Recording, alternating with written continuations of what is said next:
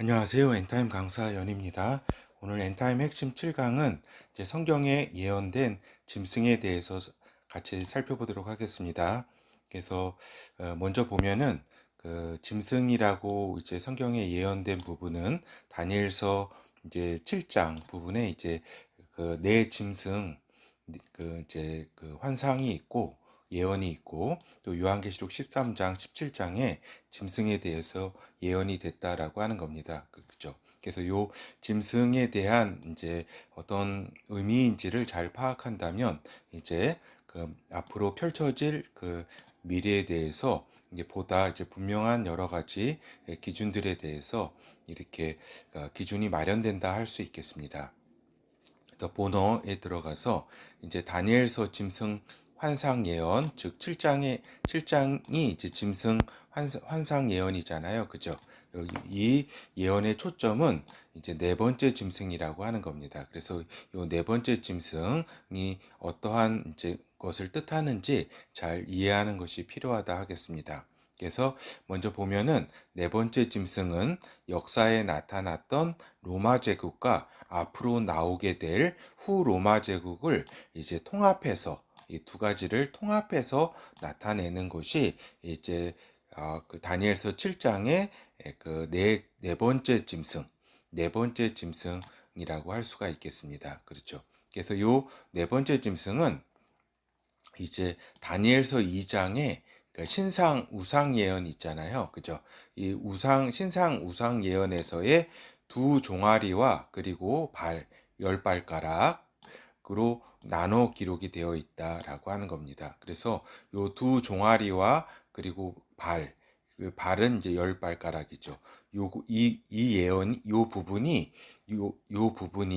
요 네 번째 짐승, 네 번째 짐승과 같은 의미를 갖는 것이라고 하겠습니다. 그래서 요 제국을 마지막으로 해서 이제 이 나라, 이 네 번째 나라, 그리고 두 종아리와 그 여기서 열 발가락의 열 발락의 그 나라, 이 제국을 마지막으로 메시아 나라가 도래한다라고 하는 것입니다. 그래서 다니엘서 2장 33절에서 35절 그 종아리는 철이요 그 종아리는 철이요 그 발은 얼마는 철이요 얼마는 진흙이었나이다. 또 왕이 보신즉 사람의 손으로 하지 아니하고 뜨인 돌이 그 신상의 철과 진흙의 발을 쳐서 부서뜨림에 때에 철과 진흙과 녹과 은과 금이 다 부서져 여름 타작마당에 겨같이 되어 바람에 불려 간 곳이 없었고 우상을 친 돌은 태산을 이루어 온 세계에 가득하였나이다. 이렇게 기록이 된 거죠. 그래서 보면은 이제 철과 진흙으로 된 이 열 발가락의 이 제국이 이제 그 하늘로부터 이제 내려온 그 나라 드는 돌에 의해서 이제 완전히 박살난다. 그러니까 즉 메시아 나라에 예수께서 강림하셔서 이제 메시아 나라를 도래시킨다라고 하는 것입니다. 그렇죠.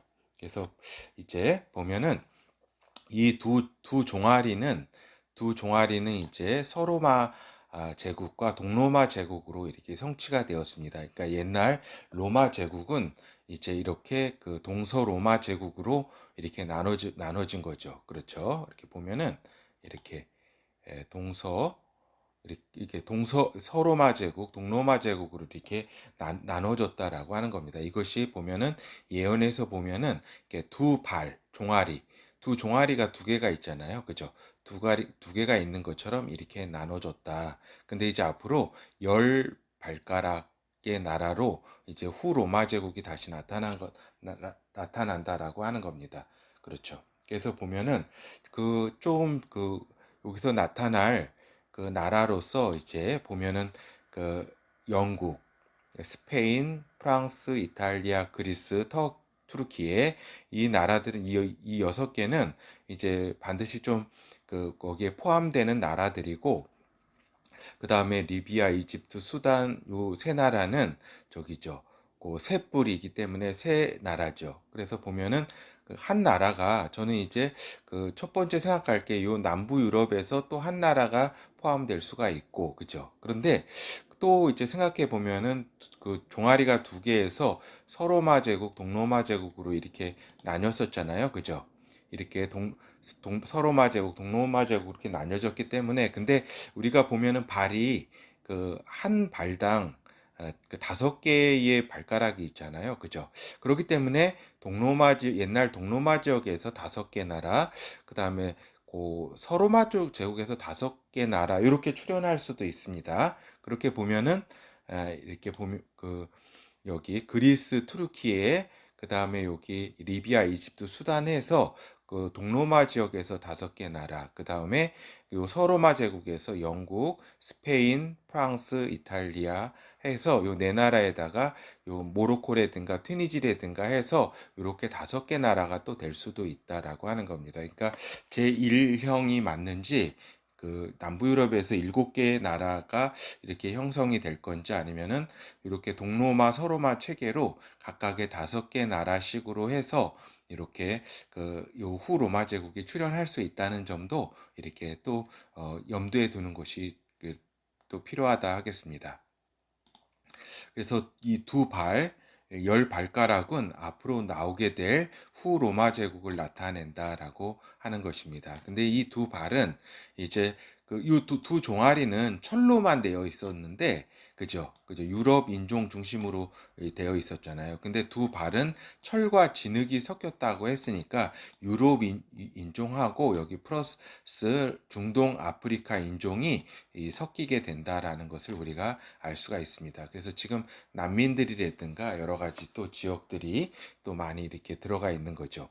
다니엘서 2장 41절에서 44절, 왕께서 그 발과 발가락이 그 얼마는 토기장이의 진흙이요 얼마는 철인 것을 보셨은즉 그 나라가 나뉘일 것이며 왕께서 철과 진흙이 섞인 것을 보셨은즉 그 나라가 철의 든든함이 있을 것이나 그 발가락이 얼마는 철이요 얼마는 진흙인즉 그 나라가 얼마는 튼튼하고 얼마는 부서질 만한 것이며 왕께서 철과 진흙이 섞인 것을 보셨은즉 그들이 다른 인종과 서로 섞일 것이며 피차에 합하지 아니함이 철과 진흙이 합하지 아니함과 같으리이다. 그래서 결국에는 인종이 이렇게 다르다. 그래서 결국 이렇게 합하지 아니하게 될 것이다. 그래서 그 10개국 연합의 나라가 그렇게 예전에 나타났던 그 로마 제국과 같이 그렇게 단단하지는 않을 것이다. 그러니까 느슨하게 연결된 10개국 연합일 것이다라고 하는 겁니다. 그러니까 옛날 로마 제국은 아주 하나의 그 강력한 이제 제국이었잖아요. 그렇지만은 앞으로 나타날 10개국 연합은 이렇게 그 굉장히 느슨한 형태의 그 연합 국가로 나오게 될 것이다. 그러한 후 로마 제국이 될 것이다라고 하는 이야기입니다. 이 열왕의 때에 이러한 왕들의 때에 하늘의 하나님이 한 나라를 세우시리니 이것은 영원히 망하지도 아니할 것이요 그 국권이 다른 백성에게도 돌아가지 아니할 것이요 도리어 이 나라를 쳐서 멸하고 영원히 설 것이라. 그래서 결국에 이제 이러한 때가 되면은 이러한 그 10개국 연합의 그 나라의 때 이러한 왕들이 나타날 때에 이제 그 주님께서 메시아께서 강림하실 것이다라고 하는 겁니다. 그죠? 그리고 또 이 네 번째 짐승 다니엘서 7장인데 제가 잘못 썼네요. 그 다니엘서 7장에 있는 그 네 번째 짐승은 10뿔을 가진 존재라고 또한 기록이 되어 있다라고 하는 겁니다. 이렇게 다니엘서 2장에서는 이렇게 10발가락으로 이렇게 표현을 했잖아요. 근데 다니엘서 7장에서는 10뿔을 가진 존재라고 이렇게 기록이 되어 있다. 7절에서 8절 내가 밤 이상 가운데 그 다음에 본 넷째 짐승은 무섭고 놀라우며 또 극히 강하며 또 큰 철이가 있어서 먹고 부서뜨리며 그 나머지를 발로 밟았으며 이 짐승은 전에 모든 짐승과 다르고 또 10뿔이 있으므로 내가 그 뿔을 유심히 보는 중 다른 작은 뿔이 그 사이에서 나더니 먼저 뿔 중에 셋이 그 앞에 뿌리까지 뽑혔으며 이 작은 뿔에는 사람의 눈 같은 눈이 있고 또 입이 있어 큰 말을 하였느니라. 그렇죠. 그래서 이렇게 다니엘서 2장에서 그 10발가락의 그 나라가 나올 것이다. 이렇게 예언을 했는데 이제 다니엘서 7장에서는 열불에 가진 그러한 짐승이다. 이렇게 그러니까 결국에는 같은 이야기를 이제 계속 이제 그 다른 이제 환상으로 보여주는 것이다라고 볼 수가 있겠습니다. 그래서 이 열불은 이제 열왕이라고 이제 킹스라고 직접적으로 설명하고 있다라고 하는 겁니다. 그래서 다니엘서 2장에 열 발가락의 나라 예언을 거듭 알려주고 있다라고 하는 것에 이제 하고 있습니다. 그렇기 때문에 이렇게 앞으로 나타나게 될 이 나라는 매우 이렇게 신중히 연구하라고 하는 이야기죠. 분명히 이렇게 거듭 이렇게 열불 또 열 발가락 이렇게 거듭 이야기해서 알려주는 것은 그만큼 중요하다라고 하는 이야기겠죠.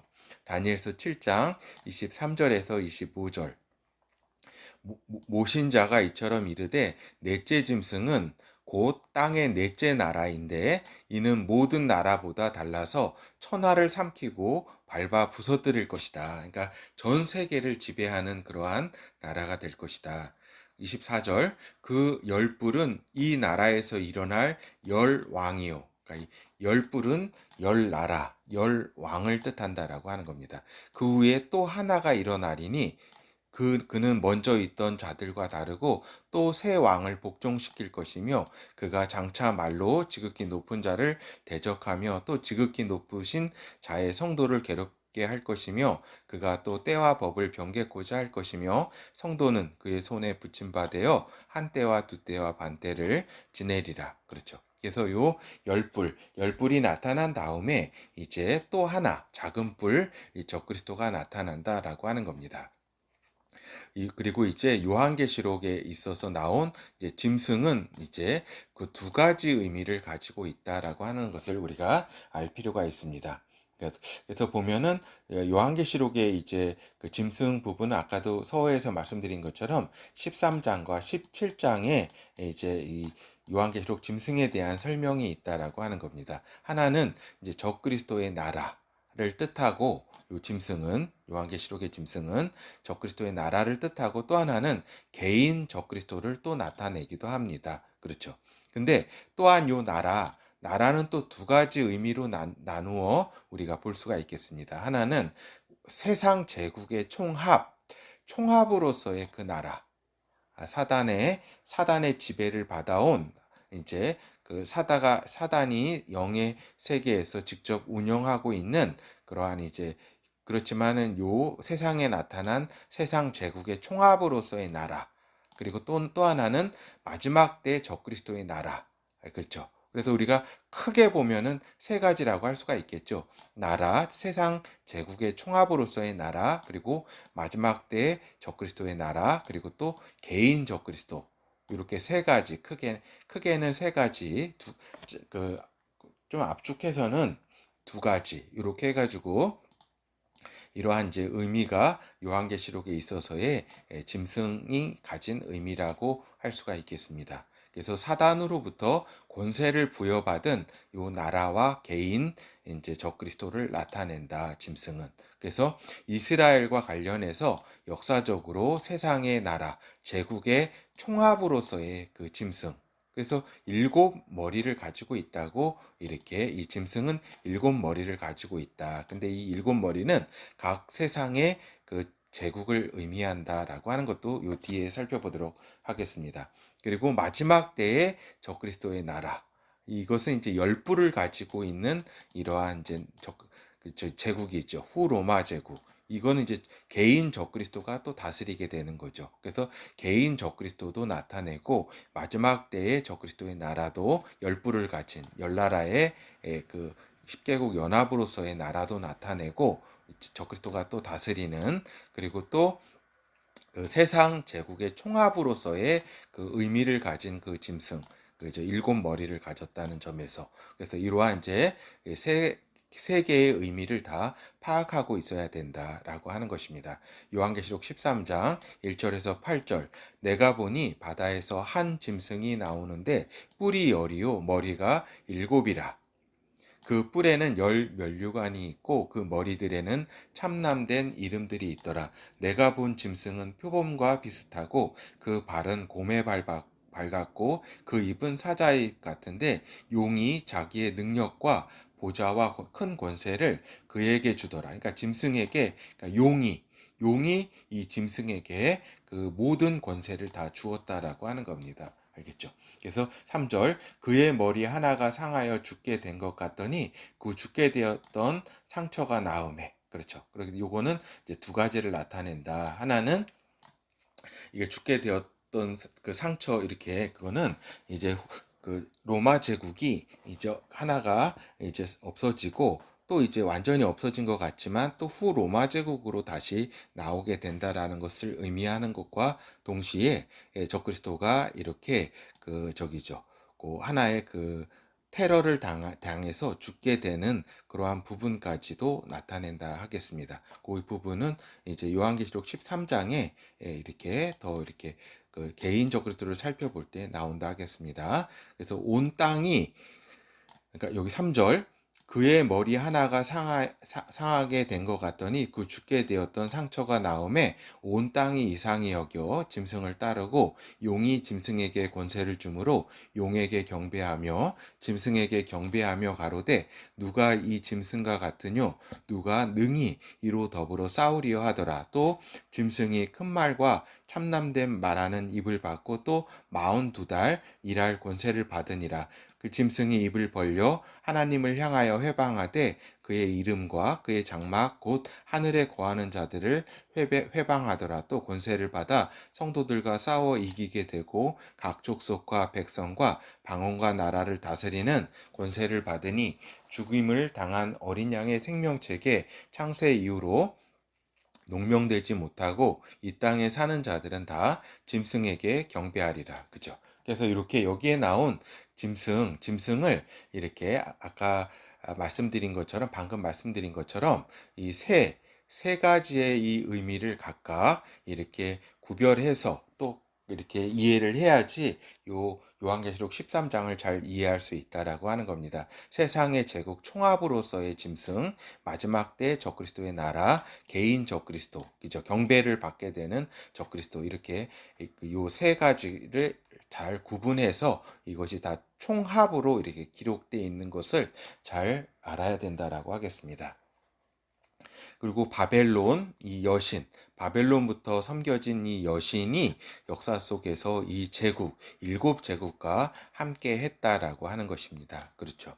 여기서 이제 요한계시록 17장 3절, 곧 성령으로 나를 데리고 광야로 가니라. 내가 보니 여자가, 요 음녀, 그죠? 바벨론, 이 여신, 두 가지 의미를 갖는다고 전에 말씀드렸습니다. 하나는 바벨론으로부터 출발한 그 여신, 그 사상, 여신, 그 악한 영이죠. 그 다음에 또 하나는 바벨론 도성, 그죠? 적그리스도의 그 수도가 될 제국의, 앞으로 수도가 될 그 제국의 바벨론, 이 지명, 그 도성을 또 의미한다라고 하겠습니다. 근데 여기에서 일곱 머리를 탄 이 바벨론, 이 음녀 여신은 이제 그 여신을 의미한다라고 하겠죠. 그렇죠.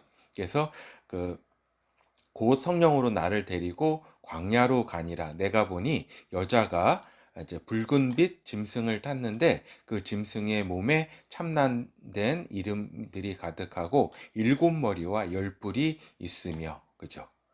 그래서 보면은 이 일곱 머리와 열 뿔에 대한 설명이 계속 이제 요한계시록 17장 7절에서 11절에 계속 이어집니다. 천사가 가로되 왜 기이 여기느냐? 내가 여자와 그 탄바 일곱 머리와 열 뿔 가진 짐승의 비밀을 내게 이르리라. 내가 본 짐승은 전에 있었다가 시방 없으나 장차 무적행으로부터 올라와 멸망으로 들어갈 자니 땅에 거하는 자들로서 창세 이후로 생명책에 농명되지 못한 자들이 이전에 있었다가 시방 없으나 장차 나올 짐승을 보고 기이 여기리라. 그렇죠. 여기서 나온 이제 전에 있었다가 지금 없으나 장차 무적행위로 올라올 짐승이다. 이거는 이제 개인으로서의 적그리스도를 또 의미하는 거죠. 그렇죠. 지혜 있는 구절, 지혜 있는 뜻이 여기 있으니 그 일곱 머리는 일곱 여 일곱 머리는 여자가 앉은 일곱 산이요 또 일곱 왕이라. 다섯은 망하였고 하나는 있고 다른 이는 아직 이르지 아니하였으나 이르면 반드시 잠깐 동안 계속하리라. 전에 있었다가 시방 없어진 짐승은 여덟째 왕이니 일곱 중에 속한 자라. 저가 멸망으로 들어가리라. 그죠? 그래서 이 이제 짐승의 어떤 실체를 아까 이렇게 잘 파악할 때 이 세 가지 의미를 잘 그렇게 동시에 잘 이해를 해야지 이것을 잘 이해할 수 있다 말씀드렸습니다.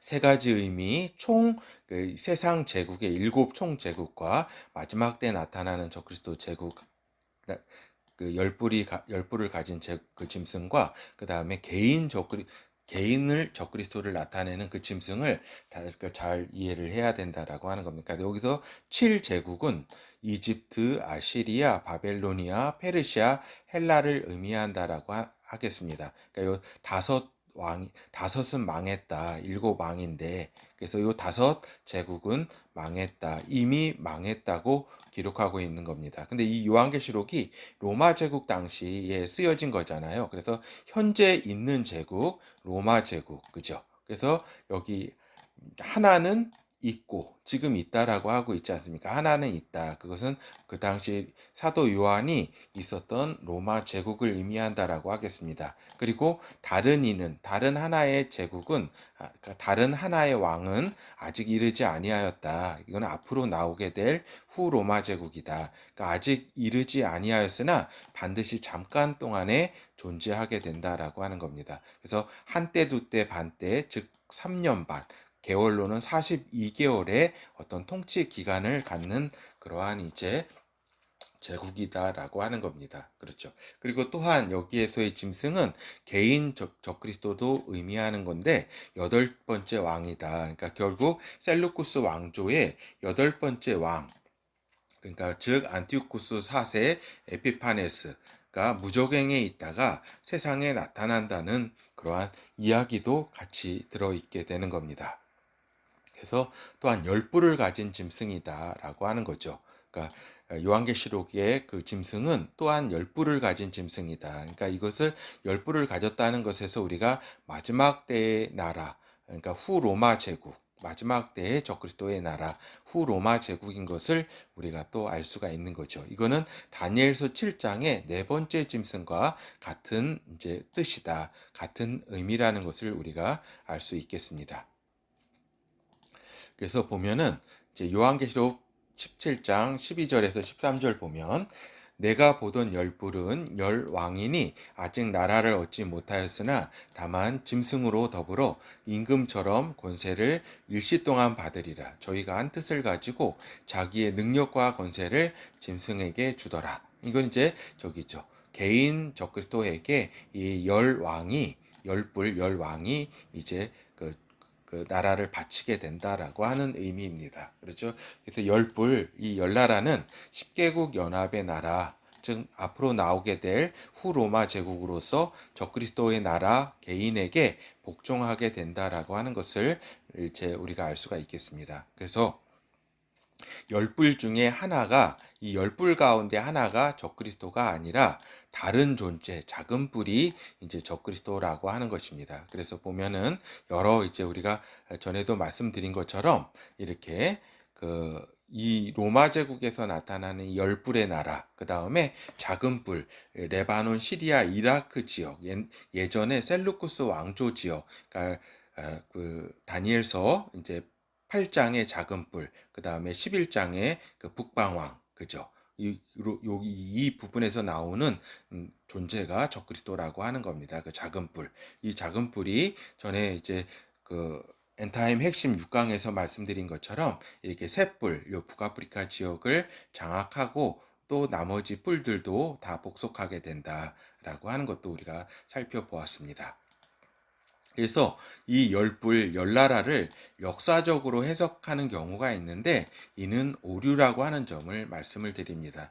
요 이제 열불, 열나라는 적그리스도와 동시대에 활약하는 동시대에 이제 먼저 출현해서 적그리스도보다 먼저 출현해서 이제 후 로마 제국을 이루면서 이제 그 적그리스도의 작은 뿔에게 복속하게 되는 거죠. 그래서 이것을 역사적으로 열 뿔의 열 나라를 역사적으로 해석해서 초대교회부터 해가지고 지금에 이르기까지 그 10개의 제국으로 이렇게 해석하는 경우가 있는데 이는 오류라고 하는 겁니다. 알겠죠? 오류이다. 그러니까 동시대에 활약하게 된다라는 점. 그래서 이렇게 그 더불어서 짐승과 더불어서 그 임금처럼 권세를 일실 동안 같이 받아서 이제 저기 그 활동을 하게 된다. 이렇게 기록이 되어 있잖아요. 그죠?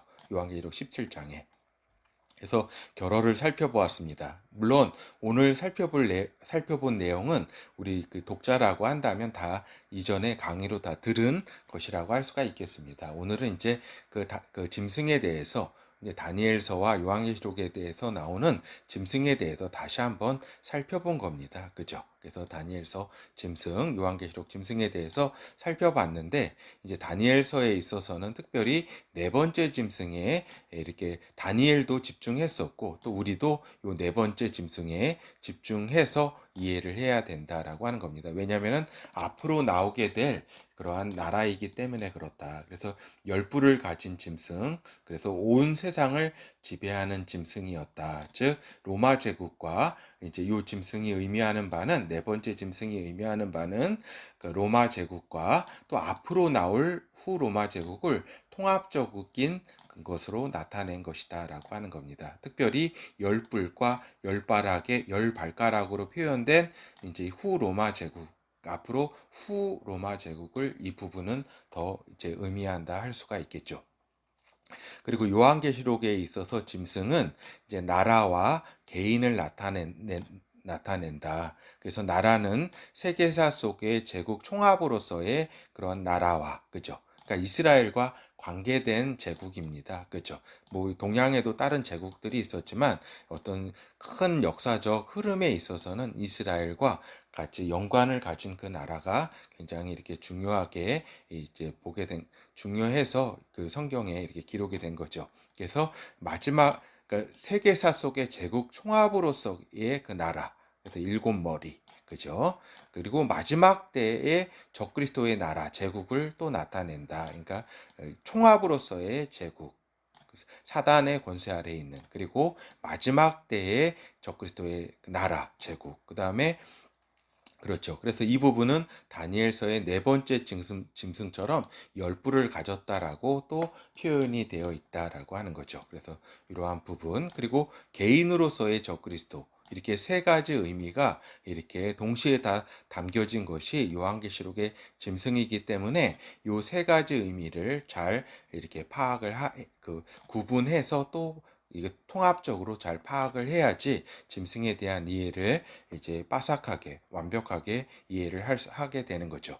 그래서 우리가 보면은 곧 지중해 지역에서 로마 제국 부흥을 기치를 내걸고 등장하게 될 것이다라고 하는 겁니다. 그러니까 기존에 EU 유럽 연합을 이렇게 그 후 로마 제국으로 봤는데 이것은 오류라고 하는 것입니다. 왜냐하면은 EU는 그러니까 철의 어떤 인종으로만 이제 저희가 구성이 된 거죠. 근데 이 성경은 철과 진흙의 인종으로 이렇게 구성이 됐다라고 이제 기록이 되어 있게 되는 겁니다. 그렇죠. 요 진흙이 뭐예요? 중동 이쪽이 이제 진흙 아니에요? 그죠? 바벨론 어떤 문명. 그렇기 때문에 유럽 지역과 이 중동 북아프리카 지역의 그 지중해 지역에서 후 로마 제국이 이제 출현하게 될 거라고 하는 것입니다. 그래서 보면은 우리가 이제 이유가 지금 굉장히 그 여러 분열되고 갈라지는 그러한 시점에 지금 우리가 있다. 그러나 이제 곧 이 지역에서 지중해 지역 중심으로 로마 제국의 부흥의 기치를 걸고 등장할 날이 그렇게 멀지 않았다라고 우리가 보면서 세계사를 이 지역을 잘 유심히 봐야 될 것입니다. 예, 감사합니다.